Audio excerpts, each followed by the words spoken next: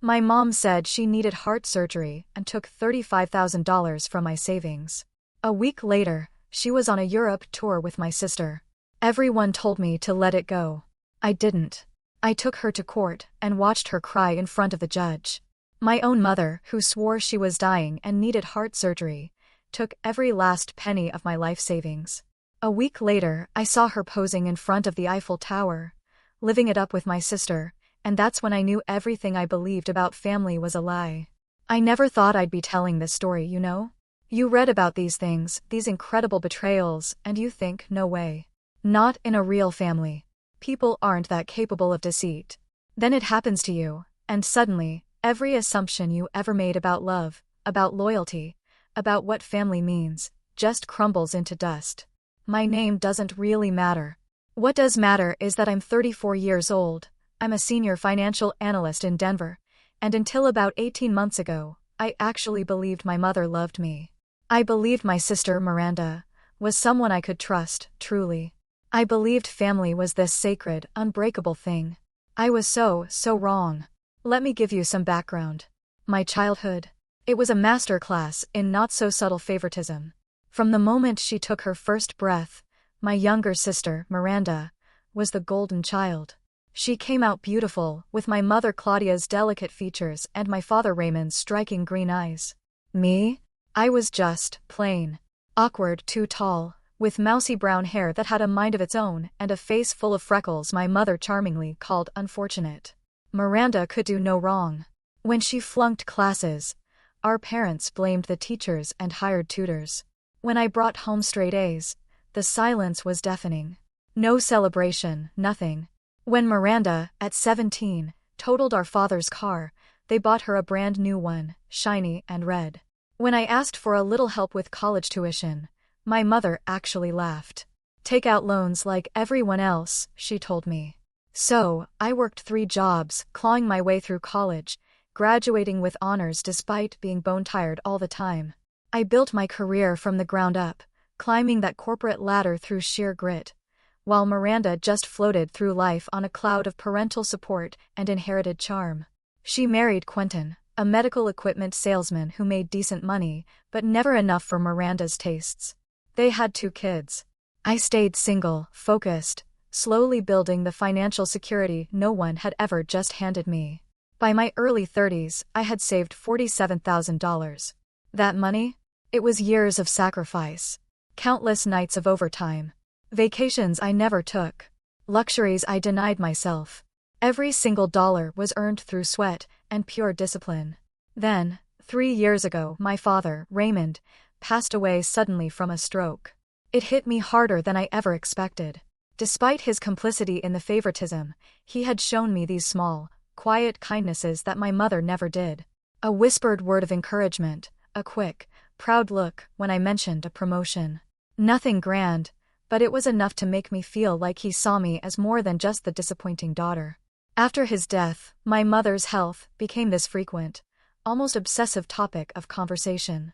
She complained constantly about chest pains, shortness of breath, dizziness. Miranda would call me, her voice dripping with worry, telling me how fragile Mom had become, how we needed to rally together as a family. And I bought it. Every single word. Because a part of me, a very deep, naive part, wanted to believe that maybe, just maybe, tragedy could finally bring us closer. 14 months ago, my mother called me, crying. The sound of her sobs immediately triggered every protective instinct I possessed. She told me the cardiologist had found a serious blockage in her heart. She needed surgery. The procedure itself, she said, would be covered by insurance, but there were all these additional costs. An extended hospital stay, specialized aftercare, medications insurance wouldn't touch, rehabilitation services. She estimated the total would be around $35,000. I asked why Medicare wasn't covering everything. She launched into this confusing, convoluted explanation about gaps in coverage, experimental treatments, out-of-network specialists. I should have questioned it more thoroughly.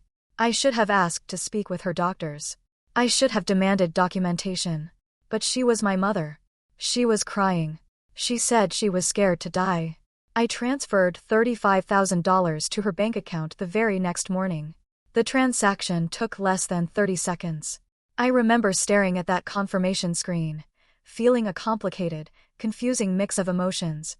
Raw fear for my mother's health, a strange pride that I could help her, and this tiny, vulnerable spark of hope. Maybe this crisis, this moment, would finally bridge the chasm between us. Maybe she would finally see that I loved her, that I had always loved her, that despite everything, I would drop everything to save her life. I texted her immediately after the transfer went through. "Money sent, Mom. Please let me know when the surgery is scheduled. I want to be there." Her response came 3 hours later. "Thank you, sweetheart. We'll keep you posted. Love you." Those 2 words at the end. They made my heart swell. She rarely said them to me. Miranda heard them constantly, a casual sign-off to every phone call, a reflexive addition to every birthday card. But for me, those words were precious and rare, doled out sparingly like treats for a dog who had finally performed the right trick. I screenshot that message and saved it. Pathetic, I know. A grown woman treasuring a text from her mother like a child clutching a participation trophy. But you have to understand the context of my entire life to grasp why those 2 words meant so much. The days immediately following the transfer were strange. I found myself checking my phone constantly, waiting for updates about appointments and procedures. I researched heart surgeries online, reading about recovery times, potential complications. I started mentally rearranging my work schedule, figuring out how much PTO I could take to help care for her afterward. My colleague, Garrett, noticed the change in my demeanor. We shared an office wall, and she had become something like a friend over the years, though I kept most people at arm's length. She asked if everything was okay during a coffee break, and I found myself telling her about my mother's condition. "That's terrifying," Garrett said, her face genuinely concerned. "Heart surgery is serious. How are you holding up?" Nobody had asked me that question.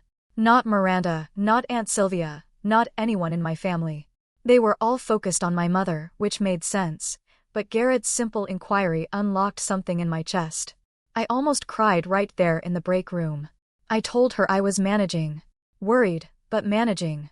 She squeezed my shoulder and told me to let her know if I needed anything, even just someone to vent to.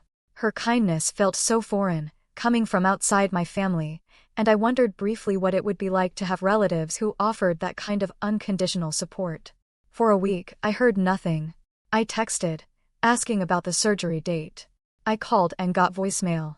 I reached out to Miranda, who said Mom was resting and didn't want to be disturbed. The explanations felt thin, but I rationalized them.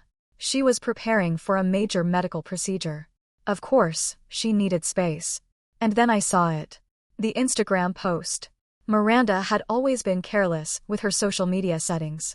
Her account was public, and she posted constantly, documenting every moment of her carefully curated life. That Tuesday afternoon, I was scrolling through my feed during lunch when a photo stopped my heart. My mother and Miranda stood together in front of the Eiffel Tower. They were smiling, radiant, dressed in expensive new clothes. The caption read, "Mother-daughter European adventure begins. Paris is just the first stop. Next up, Rome, Barcelona, and the Greek islands.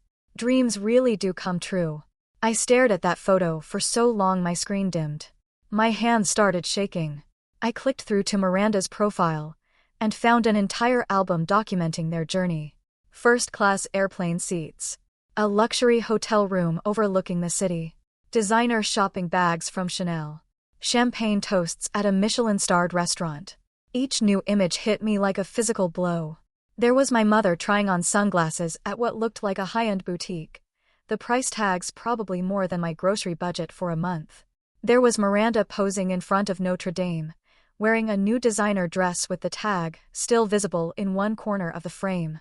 There was a photo of their hotel bathroom, marble floors and gold fixtures, with a caption about how the suite cost €400 a night but was totally worth it.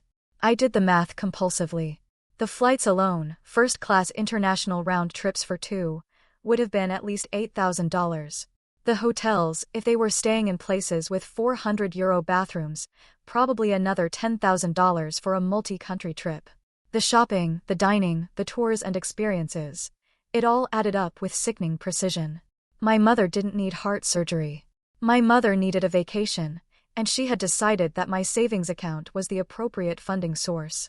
The betrayal was so complete, so utterly shameless, that my brain struggled to process it. This wasn't a misunderstanding. This wasn't a case of miscommunication or differing expectations. My mother had looked me in the face, metaphorically speaking, and lied with such conviction that I had emptied my savings without hesitation. She had used my love as a weapon against me. I sat at my desk, my untouched lunch growing cold, scrolling through photo after photo of my mother and sister, enjoying the fruits of my labor. A wine tasting in Bordeaux. A gondola ride in Venice. A sunset view from some clifftop restaurant overlooking the Mediterranean. They looked so happy, so carefree, so utterly unburdened by guilt. My $35,000. My years of sacrifice. My savings that I had entrusted to my dying mother. They were spending it on a European vacation while I sat in my office, eating a packed lunch I made to save money. I called my mother immediately. She didn't answer. I called Miranda. She picked up on the third ring, and I could hear the sounds of a busy street in the background. Foreign voices, laughter. "Oh, hey," she said casually. "What's up?" I asked her point blank what was going on. Why were they in Paris? What happened to the heart surgery? The silence stretched for several seconds. Then Miranda laughed. It was a cruel sound, dismissive and mocking. "Mom never needed surgery," she said. "God, you're so gullible." She just said that because she knew you'd give her money. You always fall for the guilt trips. I couldn't process what I was hearing. My brain refused to accept the magnitude of the betrayal. Miranda continued, her tone breezy and unbothered. "Look, you have all that money just sitting there doing nothing. You don't have kids. You don't have a husband. You don't do anything fun. Mom deserves a nice vacation after everything she's been through with Dad dying. We both do. You should be happy you could contribute to something meaningful for once." I hung up on her mid-sentence. The phone sat in my trembling hand for a long moment before I set it down on my desk. The office hummed around me with the normal sounds of a workday, keyboards clicking, distant conversations, but everything felt muffled, like I was hearing the world through water. Miranda's words echoed in my skull. "You don't do anything fun. Mom deserves a nice vacation. You should be happy you could contribute." Contribute. As if I had willingly donated to their European adventure. As if the tears in my mother's voice, the fear she had manufactured about dying alone, had been a legitimate fundraising pitch rather than a calculated manipulation. I thought about all the times I had said no to myself so I could say yes to my savings account. The concert tickets I didn't buy, the weekend trips I skipped, the car I kept driving even when the repairs cost more than the monthly payments on something newer would have been. Every small sacrifice, every delayed gratification, every responsible choice I made while Miranda spent freely and my mother enabled her. They had taken all of it. Garrett appeared at my cubicle entrance sometime later. I don't know how long I had been sitting there, staring at nothing. "Hey, you okay?" she asked, concerned. "You look pale." I couldn't speak. If I opened my mouth, I would either scream or cry, and neither seemed appropriate for a Wednesday afternoon in a corporate office. Instead, I just shook my head. Garrett stepped inside and pulled the visitor chair close to me. "What happened? Is it your mom? Did the surgery go badly?" A laugh escaped me, harsh and broken. "There was no surgery," I whispered. "There was never any surgery. She made it up. She's in Europe right now, spending my money on first-class flights and designer handbags." I watched Garrett's face cycle through confusion, disbelief, and finally, a cold, righteous anger on my behalf. "She stole from you," Garrett said flatly. "Your own mother stole $35,000 from you." Hearing someone else say it out loud made it suddenly real. The tears I had been holding back finally spilled over, and I cried at my desk while Garrett stood guard at the cubicle entrance, turning away anyone who tried to approach. She didn't offer platitudes or try to minimize what had happened. She just let me grieve in peace, which was exactly what I needed.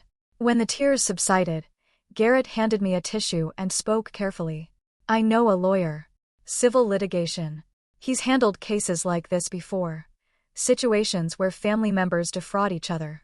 If you want, I can give you his number." The suggestion felt radical, almost obscene. Sue my own mother? Take family conflict into a courtroom? Everything I had been taught about loyalty and blood ties rebelled against the idea. But those same lessons about family had been weaponized against me my entire life. Loyalty had been a one-way street. Blood ties had been chains rather than bonds. Maybe it was time to stop playing by rules that only I followed. Give me the number, I said. The following days blurred together in a haze of grief and rage. I couldn't eat. I couldn't sleep. I replayed every conversation, every manipulation, every time my mother had weaponized my love against me. The pattern was suddenly so obvious. I couldn't believe I had ever missed it. I called my Aunt Sylvia, my mother's sister, hoping for some sanity. Instead, she told me I was overreacting. Family helps family, she said. My mother had struggled since Raymond died. Surely, I could forgive a little white lie if it brought her some happiness. Besides, didn't I owe my mother for raising me? I called my grandmother, Edith, next. She was gentler, but her message was the same. Let it go. Move on. Family is more important than money. Your mother meant well, even if her methods were questionable.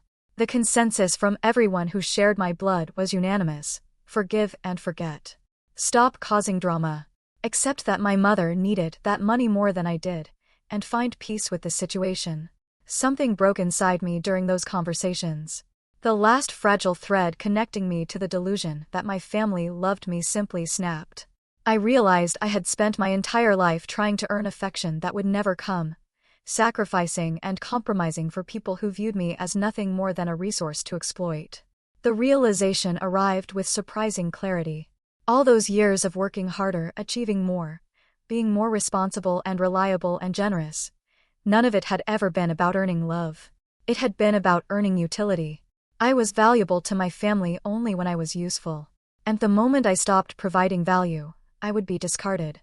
My mother hadn't even waited a full week after receiving my money to spend it on herself. She hadn't sent a single genuine update about her supposed medical condition. She hadn't called to thank me again or express any concern about how the loss of savings might affect my own life. The transaction was complete, the resource extracted, and I had served my purpose.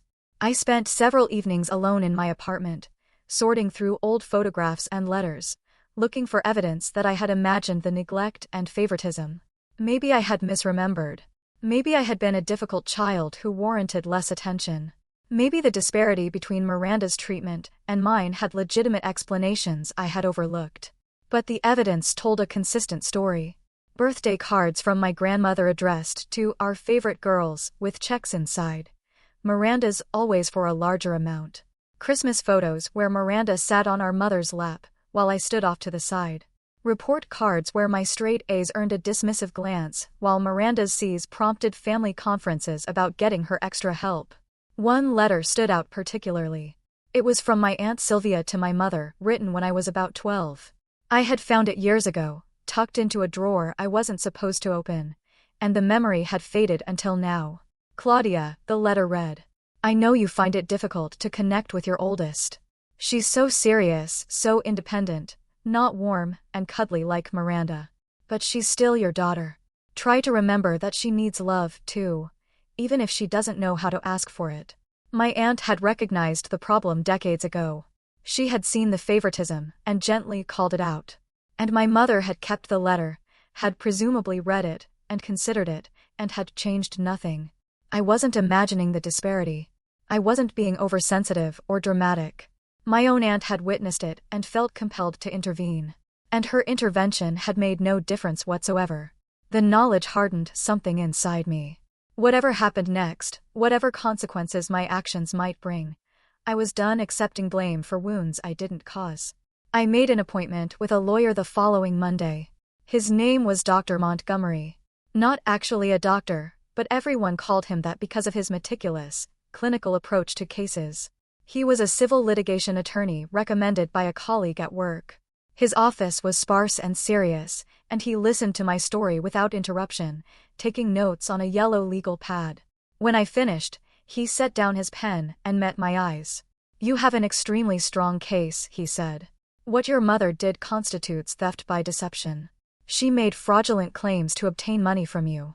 The Instagram evidence, the text messages where she described the surgery, the bank transfer records documenting the amount and timing. These all support your claim. I asked him what the process would look like. He explained that we would first send a demand letter requesting full repayment. If that failed, we would file a civil lawsuit seeking return of the funds plus damages, attorney fees, and court costs. I should warn you, he added, cases like this get ugly. Family members will turn against you. The defendant often tries to leverage emotional manipulation in court. You'll need to be prepared for your mother to cry, to claim poverty, to paint you as the villain. I told him I was ready. I had spent 34 years being painted as the villain for crimes I never committed. At least this time, I would be choosing my own battlefield. Dr. Montgomery nodded slowly, something like respect flickering in his eyes. One more thing, he said. I recommend documenting everything from this point forward. Every phone call, every text message, every interaction with your family. Save voicemails, screenshot social media posts before they can be deleted. The more evidence we have of their behavior and statements, the stronger our position becomes. I followed his advice religiously. Over the following weeks, I became a meticulous archivist of my family's attempts to contact me. Miranda left increasingly unhinged voicemails that started with fake sweetness and evolved into screaming threats. My mother sent text messages alternating between guilt trips and accusations. Aunt Sylvia called to inform me that I was breaking my grandmother's heart and would never be welcome at family gatherings again. Each message went into a folder. Each screenshot was dated and organized. Dr. Montgomery reviewed the collection periodically, occasionally highlighting particularly useful admissions. Your sister explicitly states here that your mother never intended to use the money for surgery, he pointed out during one meeting, showing me a text where Miranda had written, "Mom was never sick, you idiot. She just knew you'd give her whatever she wanted if she played the dying card." Miranda had always been careless. Her arrogance made her sloppy, convinced that consequences were things that happened to other people. She had no idea that every cruel word she typed was building the case against our mother. I also started therapy during this period, something Dr. Montgomery gently suggested when he noticed how the stress was affecting me. The therapist, a calm woman named Dr. Reeves, helped me process decades of accumulated pain that the lawsuit had brought bubbling to the surface. It's common, Dr. Reeves explained during one session, for adult children from families with entrenched favoritism to experience a kind of delayed grief when they finally accept the reality of their situation. You're not just mourning the loss of money. You're mourning the loss of the mother you deserve but never had. She was right. The $35,000 mattered, but what hurt more was the final, undeniable proof that my mother had never loved me the way I needed to be loved. The theft was almost secondary to the message it sent. You matter less. You have always mattered less. You were born to be useful, not cherished. The demand letter went out certified mail. My mother received it while still in Europe, according to the tracking information. Miranda called me that night, screaming so loudly I had to hold the phone away from my ear. "Are you insane?" she shrieked. "You're going to sue our own mother? Over money? What kind of monster are you?" I remained calm. I told her the monster was whoever stole $35,000 through lies and manipulation. I told her if the money was returned in full within 30 days, the lawsuit would disappear. Then I hung up. Claudia never responded to the demand letter. The 30 days passed. We filed the lawsuit. The discovery process revealed more than I could have anticipated. My mother's bank records showed a pattern of spending that painted a damning picture. The European trip had cost nearly $30,000 when all was calculated. First-class flights, luxury accommodations, fine dining, shopping sprees. The remaining $5,000 went to Miranda directly, a cash gift transferred 2 days after I sent the original amount. There was no evidence of any medical consultations in the 6 months preceding her call to me. No cardiologist visits, no hospital records, no prescriptions for heart medication. The entire surgery story had been fabricated from nothing. My mother hired an attorney, a slick man in an expensive suit, who immediately tried to get the case dismissed. He argued that the money was a gift, freely given, and that family financial support didn't constitute a legal contract. Dr. Montgomery demolished this argument methodically. He presented the text messages where my mother explicitly stated the funds were for medical expenses. He showed the email I had sent confirming the transfer was specifically for her surgery-related costs. He demonstrated that my reliance on false information to make a financial decision constituted fraud under state law. The judge denied the motion to dismiss. A trial date was set. The period between the ruling and the trial was the longest 3 months of my life. Work became a refuge, the one place where I could focus on problems that had solutions, where my competence was recognized and rewarded. Garrett checked in on me regularly, and our friendship deepened through the shared experience of her supporting me through the worst period of my life. "You know what I admire about you," she said, one evening when we grabbed dinner after a particularly long day. "Most people in your situation would have just taken the loss. They would have convinced themselves that family peace was worth $35,000. But you refused to be a victim." I told her I didn't feel admirable. I felt exhausted and sad and increasingly anxious about the trial ahead. "Those feelings don't cancel out the courage," she replied. "You can be scared and brave at the same time. That's usually how bravery works." My mother's attorney tried various tactics to derail the case before trial. He requested mediation, which I agreed to attend in good faith. The mediator, a retired judge, listened to both sides and attempted to facilitate a resolution. My mother sat across the table from me for the first time since the theft was discovered. She looked older than I remembered, smaller somehow, though I suspected that was intentional costuming rather than genuine decline. Her attorney had probably advised her to appear frail and sympathetic. "I just want my daughter back," she said during the mediation, tears streaming down her face. "This has all been a terrible misunderstanding. I never meant to hurt her." The mediator asked if she was willing to return the money. My mother's expression flickered, the mask slipping for just a moment. "I can't return what I don't have," she said. "It's gone, spent." She should understand that I needed that vacation after losing my husband. I was grieving. "Grieving in first-class seats to Paris," Dr. Montgomery observed dryly. The mediation failed. My mother refused to acknowledge wrongdoing or offer any meaningful restitution. The mediator, in his summary report, noted that the defendant showed limited recognition of the impact of her actions on the plaintiff, and that settlement seemed unlikely. We were going to trial. The weeks before the court date, I barely slept. I rehearsed my testimony in front of my bathroom mirror, anticipating the questions the defense attorney might ask. I reviewed the evidence binders until I could cite specific documents by memory. I tried to prepare myself emotionally for the experience of confronting my mother in a public courtroom. Dr. Reeves helped me develop coping strategies. Breathing exercises for when anxiety spiked. Grounding techniques to stay present when memories threatened to overwhelm me. Permission slips, she called them. Granting myself the right to feel angry, to feel sad, to feel whatever emotions arose without judgment. "You're going to want to appear emotionless," she warned me. "You'll think that crying or showing vulnerability will make you seem weak. But juries and judges are human. They respond to authentic emotion. Don't perform stoicism if that's not how you genuinely feel." I carried her words with me into the courthouse on that first day of trial. A small piece of wisdom tucked alongside the anxiety in my chest. In the months leading up to the trial, my family launched a coordinated campaign to pressure me into dropping the case. Aunt Sylvia called repeatedly, cycling between guilt trips and threats. She told me my grandmother Edith was devastated by the conflict, that the stress was affecting her health, that if something happened to her, it would be my fault.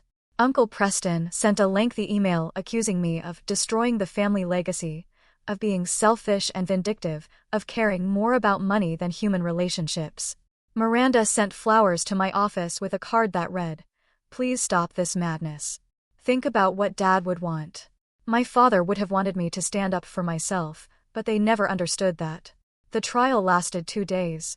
I sat behind Dr. Montgomery at the plaintiff's table, watching my mother enter the courtroom in a modest dress she probably borrowed specifically to look sympathetic. Her attorney had clearly coached her to appear frail and confused. A poor, elderly widow victimized by her heartless daughter. The courtroom was smaller than I expected, more intimate. Wooden benches lined the gallery, and a few curious observers had come to watch the proceedings. Miranda sat in the front row behind my mother, her face arranged in an expression of righteous indignation. Aunt Sylvia had come too, along with Uncle Preston, a united front of family disapproval radiating hostility in my direction. I kept my eyes forward, refusing to give them the satisfaction of seeing me flinch. The judge was a woman in her 60s with silver-streaked hair and sharp eyes that missed nothing. Judge Patricia Holloway, according to the nameplate on her bench. Dr. Montgomery had told me she was known for her no-nonsense approach and her low tolerance for emotional manipulation in her courtroom. The first day consisted of technical presentations, bank records, text message logs, email chains. Dr. Montgomery walked through each piece of evidence methodically, building an irrefutable timeline of deception. My mother's attorney tried to object repeatedly, but most of his challenges were overruled. On the second day, I took the witness stand. Dr. Montgomery guided me through my testimony. I explained my relationship with my mother, the history of favoritism, the phone call where she claimed to need surgery. I kept my voice steady, even when the memories made my chest ache. My mother's attorney cross-examined me aggressively. He suggested I had always been jealous of my sister. He implied I gave the money freely and only changed my story after feeling excluded from the vacation. He accused me of being bitter and unmarried, incapable of understanding family bonds. I answered every question honestly. I acknowledged the complicated dynamics in my family. I admitted I had desperately wanted my mother's love and approval. I explained that desperation was precisely what she exploited. The defense attorney tried to paint me as cold and calculating, a daughter who had never truly loved her mother and was now seeking financial revenge for perceived childhood slights. He asked about my relationship history, implying that my unmarried status reflected an inability to form meaningful connections. He questioned why I had so much money saved, if not because I was fundamentally selfish and unwilling to share with family. Dr. Montgomery objected to several lines of questioning, and Judge Holloway sustained most of them. But some barbs landed, and I felt the sting of having my life dissected for public consumption. The hardest moment came when the defense attorney asked about my father. "Isn't it true," he said, "that you blamed your mother for your father's death? That you accused her of not taking proper care of him?" I had never said anything of the sort, and I told him so clearly, but the question planted a seed of doubt, suggested a vindictive motive that didn't exist. I could see Miranda nodding vigorously in the gallery, as if this fabricated accusation confirmed everything she believed about me. When I finally stepped down from the witness stand, my legs felt unsteady. The cross-examination had lasted over 2 hours, and I was emotionally wrung out. Garrett, who had taken a personal day to attend, caught my eye from the gallery and gave me a small nod of encouragement. Then my mother took the stand. She cried from the moment she sat down. Tears streamed down her face as her attorney led her through softball questions about her health, her grief over losing her husband, her love for both her daughters equally. Dr. Montgomery's cross-examination was surgical.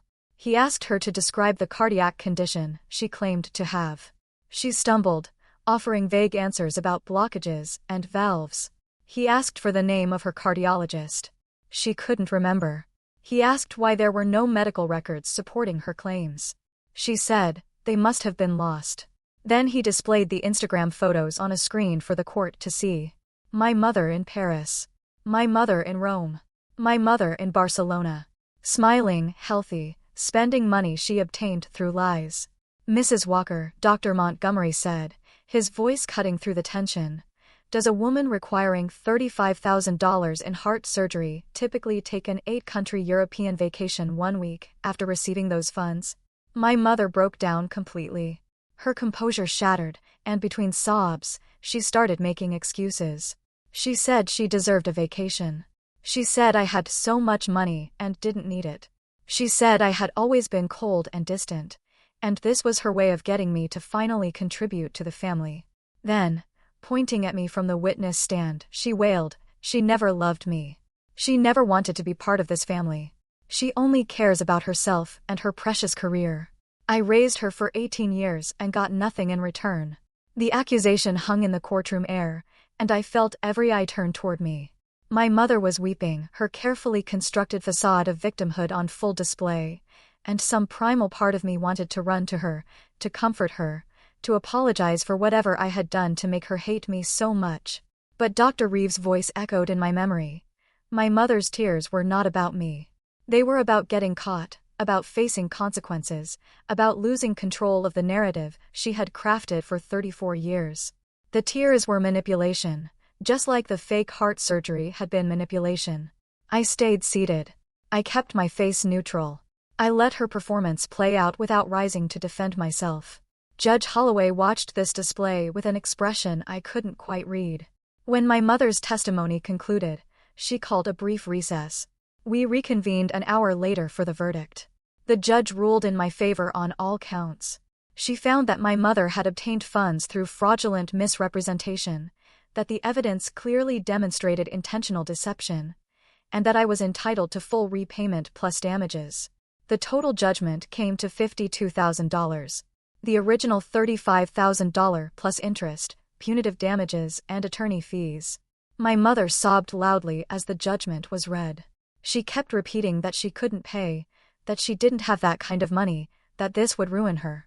Her attorney requested a payment plan.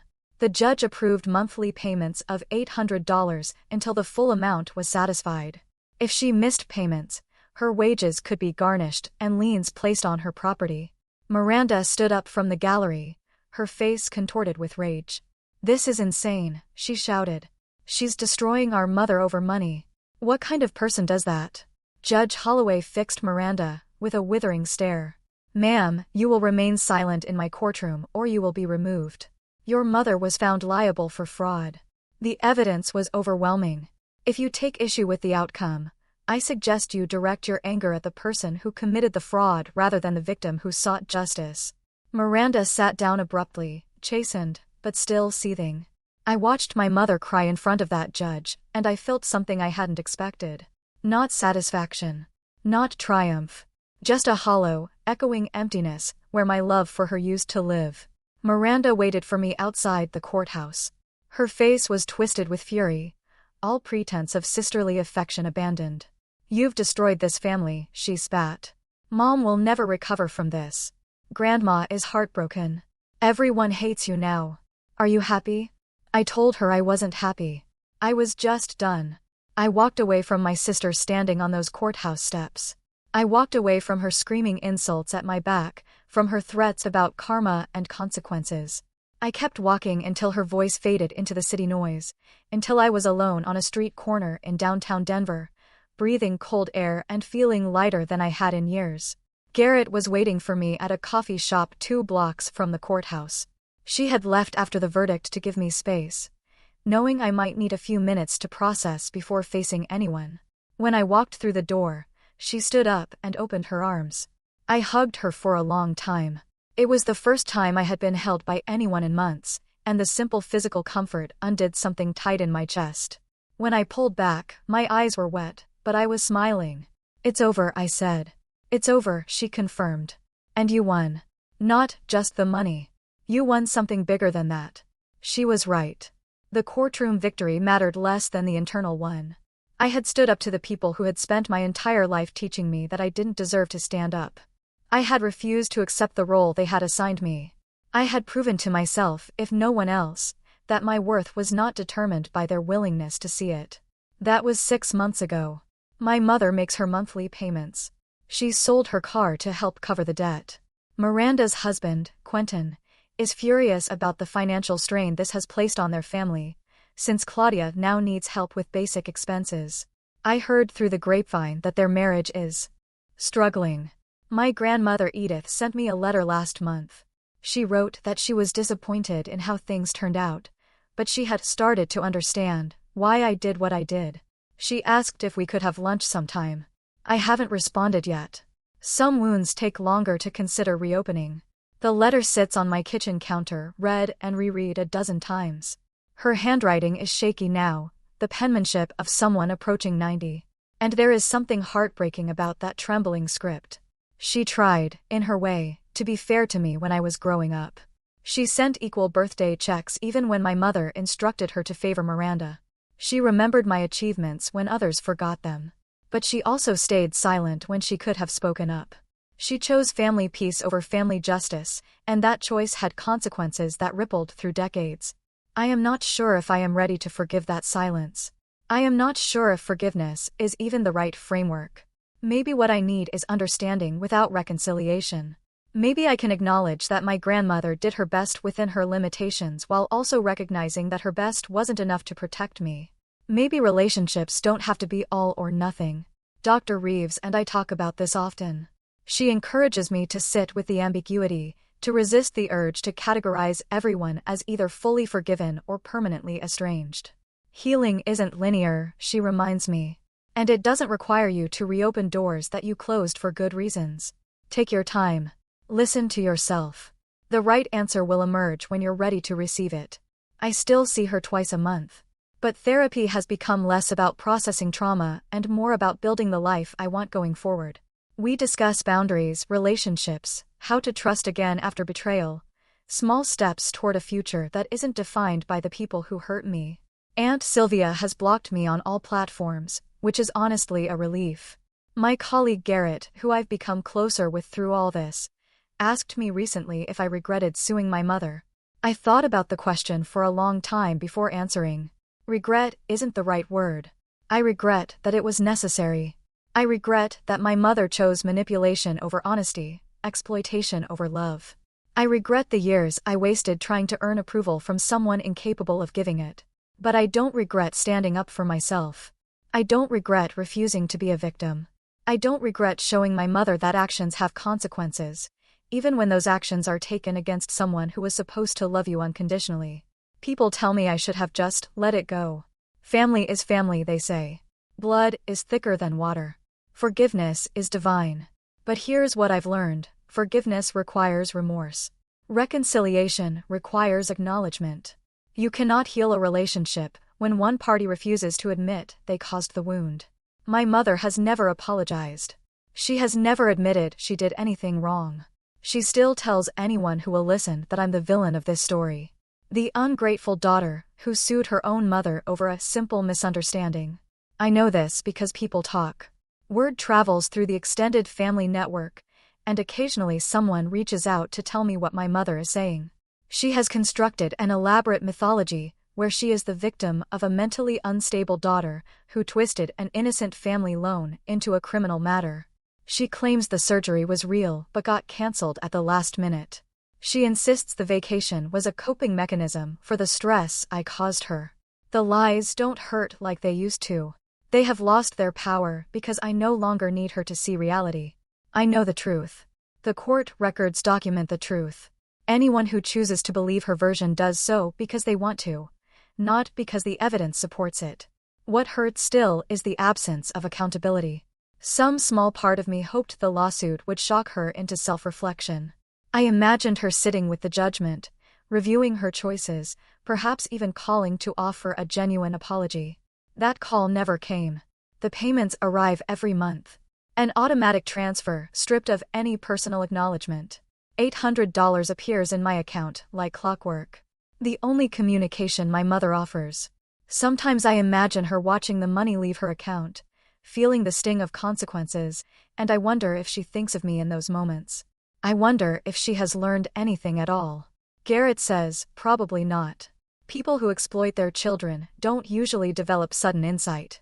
They find ways to justify their actions, to transfer blame, to preserve their self-image at all costs.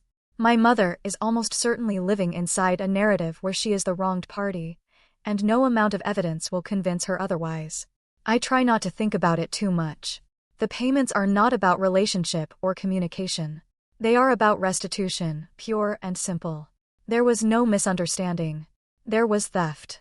There was betrayal. There was a calculated decision to exploit my love for personal gain. I sued my mother and watched her cry in front of a judge. The image lives in my memory with perfect clarity.